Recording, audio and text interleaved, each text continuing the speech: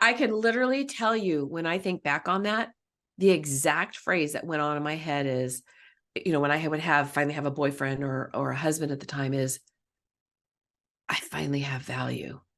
Mm. Because without him, I had no value. That is exactly how I felt.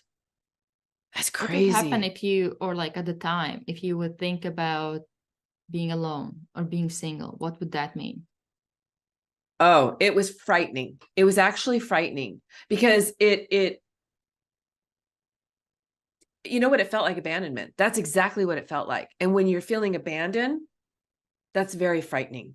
And so it was very scary. So I'm just, it's just coming together even more as I talk about it.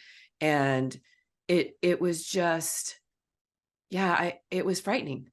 And there's a difference between being alone and lonely, right? I was absolutely lonely. And now I can be alone and I'm not lonely. Yeah, I it's need similar my alone to time. the way I usually explain it. There's a difference between being by yourself and with yourself. Ooh, yeah. Yeah, Yeah.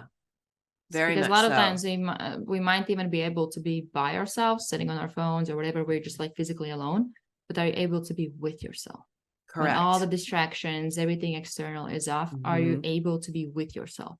And if you're Yeah. not, because like that's where when you're pretty much like with yourself one on one, you have no place to lie, no place to hide, and you will see things that you don't want to see, and you will have to admit things to yourself that even though might want to go out there and pretend like everything is okay, but it's not. And Yeah. those are the moments when you're with yourself, that and that's something that I don't know where I came with that idea, but that's what I would associate people who are like doing a lot of partying, stuff like that, where they're doing anything to be around people to avoid being with themselves.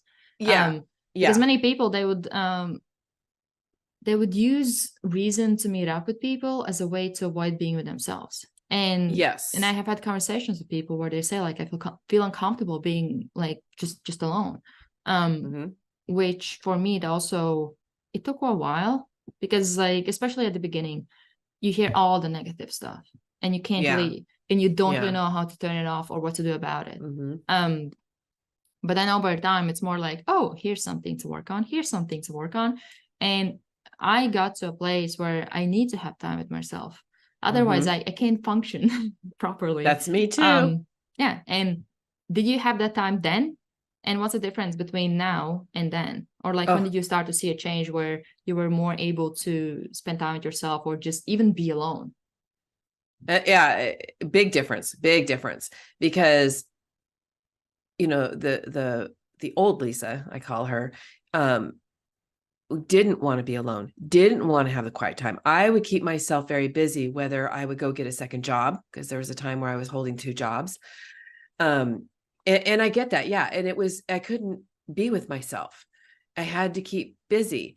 And so I was constantly going and I was constantly tired and I was constantly sick and now, like you, I have to have my alone time. I have to have my time alone to just kind of rejuvenate, to be with myself, to have conversations with myself, to journal, to meditate.